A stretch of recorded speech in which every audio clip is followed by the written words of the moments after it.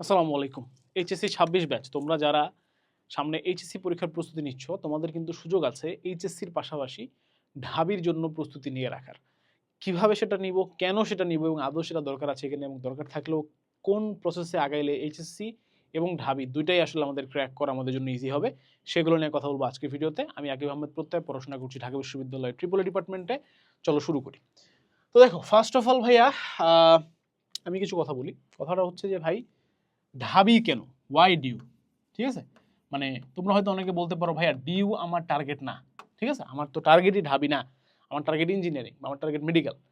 তো আমি কেন ডিউ কোশ্চেন ব্যাংক সলভ করবো? এই ভিডিওটা আমার জন্য না, বাট তোমাদের জন্য এই ভিডিও। কেন?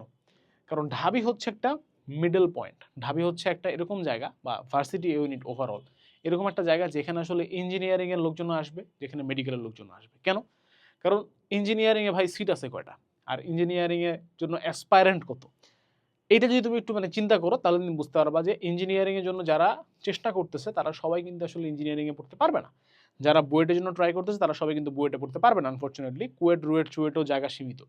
যারা মেডিকেলের জন্য ট্রাই করতেছে, অনেক মানুষ, এই প্রত্যেকবার আমরা এবারও খুলবো, আমরা রিভাইভ নামে একটা ব্যাচ খুলি মেডিকেল রেজাল্ট দেওয়ার পরে, মানে মেডিকেল রেজাল্ট দেওয়ার দিন, ওই যেদিন রেজাল্ট দেয় ওই দিন রাতেবেলা লাইভ করি, এই ব্যাচটা লঞ্চ করি, যে শুধুমাত্র ম্যাথ, মানে মেডিকেল তো সব কিছু পড়ছো, আসো ম্যাথ আমি পড়াই দিচ্ছি 7টা ক্লাস, 8টা ক্লাসে ঢাবির জন্য প্রস্তুতি নাও, ঢাবি কোশ্চেন ব্যাংক সলভ করো। তো কেন আমরা এত পরে গিয়ে করব যদি আমাদের আগেই করার সুযোগ থাকে? সিম্পল। আগে থেকে যদি তুমি ঢাবি কোশ্চেন ব্যাংকটা সলভ করে থাকো, তোমার লস কোথায় হচ্ছে? একদমই লস হচ্ছে না, বরং তুমি এখন একটা এক্সট্রা লেভেল অফ প্রোটেকশন নিয়ে চলতেছো। বাই চান্স যদি আল্লাহ না করুক তোমার বুয়েটে না হয়, তোমার জন্য ঢাবি আছে। ধরো কুয়েট, রুয়েট, চুয়েটে না হয়, তোমার জন্য ঢাবি আছে। তোমার মেডিকেলে কোথাও না হয়, তোমার জন্য ঢাবি আছে। সো এই জন্য ঢাবি কোশ্চেন ব্যাংক হচ্ছে তোমার সলভ করা উচিত, এবং তোমার জানা উচিত যে ঢাবিতে কি ধরনের প্রশ্ন প্যাটার্ন হয়। আর যারা ঢাবি টার্গেট বা ভার্সিটি ইউনিট, তাদের জন্য তো মাস্ট, ঠিক আছে, তাদের জন্য তো কোনো কথাই নাই। তো এখানে আমি একটা কথা লিখছি, বিফোর ইটস টু লেট। হ্যাঁ, এই কথাটা এতক্ষণ ধরে এক্সপ্লেন করলাম, কারণ দেখো, যারা ইঞ্জিনিয়ারিং অ্যাসপায়ারেন্ট আছো, তোমরা প্রত্যেক বছর এরকম হয় যে 90%, 95% মানুষ তো কোথাও চান্স পায় না ভাই।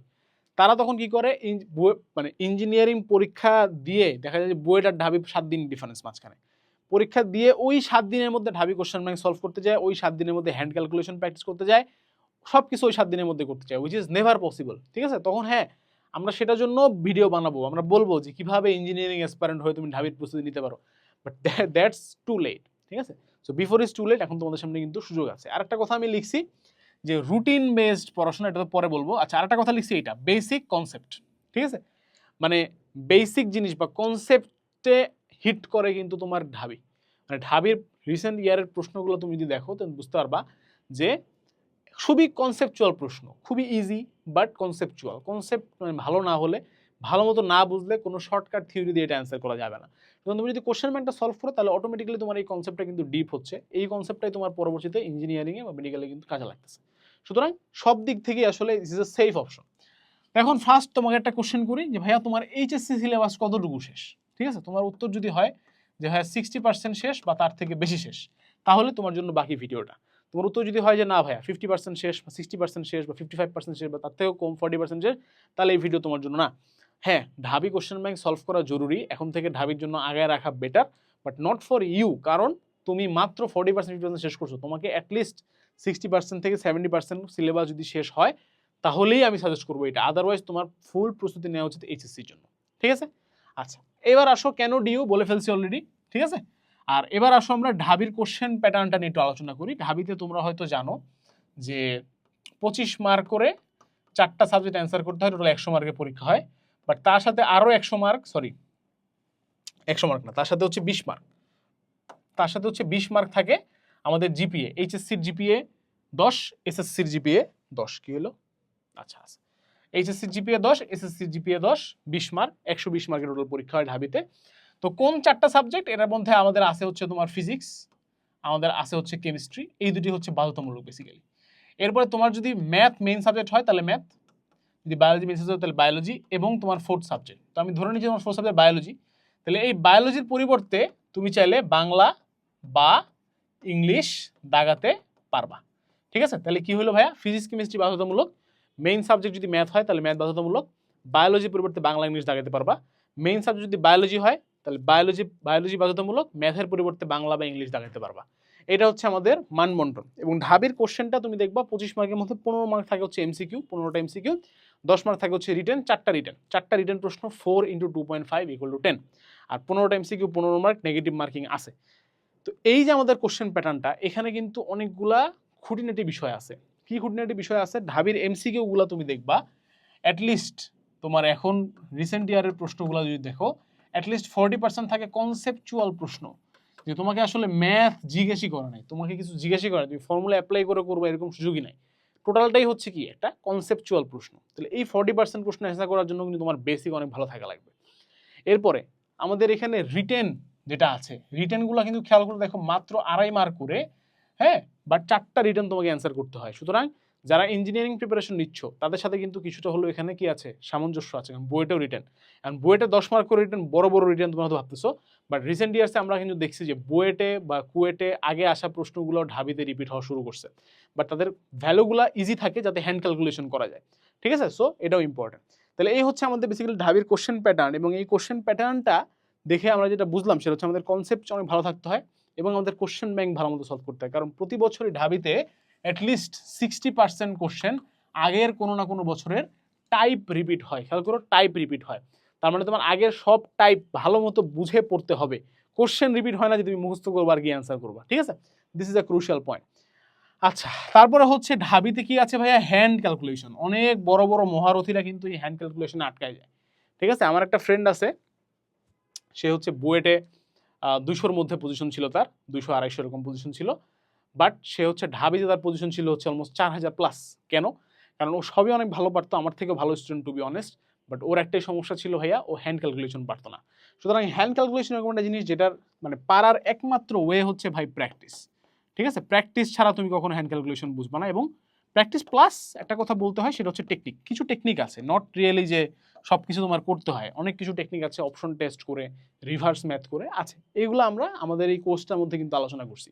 আর আমাদের একটা কোর্স আছে শূন্য থেকে ঢাবিয়ান, এখানে আমরা এইচএসসি ও একাডেমিক স্ট্যান্ডার্ড ক্লাসের মাধ্যমে তোমাদেরকে ঢাবি কোশ্চেন ব্যাংকটা সলভ করাইছি, মেইনলি ডিউ কোশ্চেন ব্যাংকটা সলভ করাইছি। এই সাথে আমরা 1 মাসের একটা মাস্টার প্ল্যান দিছি, যেটা হচ্ছে যে কি, রোজার মাসের মধ্যে যাতে তুমি 25 দিনের ভিতরে, রোজার মাসের প্রথম 25 দিনের ভিতরে তুমি যাতে ঢাবি কোশ্চেন ব্যাংকটা সলভ করে ফেলো। এবং ক্লাসগুলো ছোট ছোট, 1 থেকে 1.5 ঘন্টার ক্লাস, প্রতিদিন জাস্ট 1 থেকে 1.5 ঘন্টার সময় বসবা, ঢাবি কোশ্চেন ব্যাংকটা নিয়ে ক্লাসটা ওপেন করে সলভ করবা। অটোমেটিক্যালি তোমার রিভিশনও হতে থাকবে তোমার পড়াগুলা, প্লাস কি হবে, তোমার একটা প্রস্তুতিও হয়ে থাকবে। এবং এই ক্লাসগুলো যখন আমরা নিছি তখন আমরা প্রচুর পরিমাণে এই টেকনিকগুলো দেখেছি, কীভাবে আমাদের হ্যান্ড ক্যালকুলেশনগুলোকে আরও কী করা যায়, প্রো লেভেলে নিয়ে যাওয়া যায়, কীভাবে সলভ না করেই অ্যান্সার বলে দেওয়া যায়। ঠিক আছে, এই ব্যাপারগুলো সেখানে আমরা দেখাইছি। আরেকটা কথা আমি এখানে লিখছি, HSC preparation is equivalent to DU preparation. ঠিক আছে, ব্যাপারটা কথাটা অনেক বিতর্কিত হবে, বাট আমি একটু বুঝাই বলি জিনিসটা কি। জিনিসটা হচ্ছে কি, তোমাকে যদি সেম এইচএসসির কোশ্চেনটাই তোমাকে যদি দেওয়া হয়, দিয়ে যদি বলা হয় যে ক্যালকুলেটর নাই, তাহলে তোমার জন্য কেমন হবে, কঠিন হয়ে যাবে না? সেম গোজ ফর ঢাবি। ঢাবির কোশ্চেন দেখলে মনে হয় অনেক ইজি। ঢাবির কোশ্চেন তুমি যদি এখন দেখো, কোশ্চেনটা খুলে, কোশ্চেন ব্যাংকটা খুলে তোমার কাছে দেখলে মনে হবে ইজি, বাট পরীক্ষার হলে বসে এটা সলভ করতে অনেক বেশি ডিফিকাল্ট হয়ে যায়। কেন? 1 নাম্বার কারণ হচ্ছে টাইমের স্বল্পতা, যেটা একটা প্রেশার ক্রিয়েট করে, আর 2 নাম্বার কারণ হচ্ছে হ্যান্ড ক্যালকুলেশন। ক্যালকুলেটর ছাড়া সলভ করা একটা বড় প্রেশারের ব্যাপার। সুতরাং অটোমেটিক্যালি তখন কি হয়, অনেক বেশি ডিফিকাল্ট হয়। আর প্রিপারেশন কিন্তু সেম। সুতরাং তুমি যদি এখন ডিউ কোশ্চেন ব্যাংক সলভ করো, বা ডিউর কোশ্চেন ব্যাংকের কনসেপ্টগুলো বুঝো, সিস্টেমগুলো বুঝো, টেকনিকগুলো শিখো, এটা তোমার এক্সট্রা কোনো বার্ডেন হইতেছে না, বরং এটাই আসলে এইচএসসি প্রিপারেশন। অনেক এইচএসসি প্রশ্ন দেখবে যে সরাসরি ঢাবি থেকে আসলে রিপিট হয় বা সেম কোশ্চেন থাকে, জাস্ট ডিফারেন্সটা এটাই যে এইচএসসিতে হচ্ছে তোমার হাতে ক্যালকুলেটর আছে, ঢাবিতে হচ্ছে তোমার ক্যালকুলেটর থাকবে না। তো আবার অলসো আমরা যে এই যে প্র্যাকটিসের টেকনিকগুলো যে আমরা শিখাইছি আমাদের এই শূন্য ঢাবিয়ান কোর্সে, এই টেকনিকগুলোর ক্ষেত্রেও কিন্তু ভাইয়া তোমার এইচএসসির এমসিকিউতে এই টেকনিকগুলো কাজে লাগবে। হ্যাঁ, অনেক টেকনিক আছে যেগুলো আসলে ক্যালকুলেটর থেকে আমরা ফার্স্ট সলভ করতে পারবো। পুরা ইকুয়েশন তোমার ক্যালকুলেটরে তুলে সলভ করা যেতে, ডিরেক্টলি ভ্যালু বসাই দিয়ে সলভ করা ইজি না? এই টেকনিকগুলো আমরা যখন শিখাবো, যারা গত বছরও এই কোর্সটা করছে শূন্য থেকে ঢাবিয়ান, তারা অনেকে বলছে ভাইয়া আলহামদুলিল্লাহ আমার এইচএসসিতে ম্যাথে এ প্লাস আসতো না যদি আপনার শূন্য থেকে ঢাবিয়ানের ক্লাস না করতাম। ভাই আমার এইচএসসি ফিজিক্সে এ প্লাস আসতো না যদি আমি এমসিকিউগুলো সলভ না করতে পারতাম এত ভালো করে।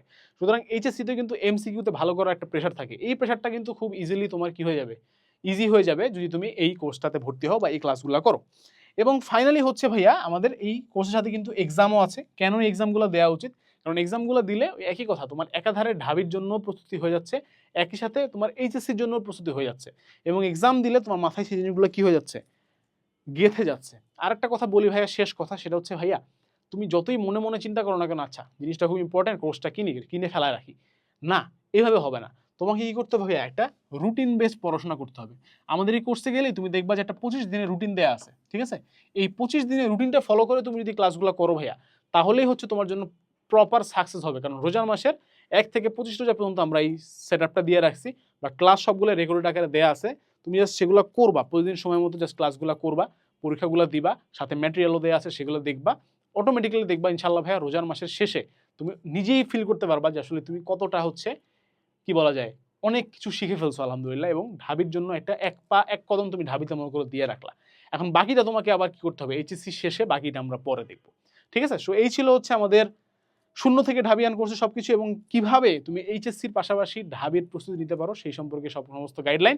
আশা করি তোমাদের ভালো লেগেছে। সবার জন্য দোয়া এবং ভালোবাসা রইল। আসসালামু আলাইকুম, আল্লাহ হাফেজ, দেখা হবে বিজয়।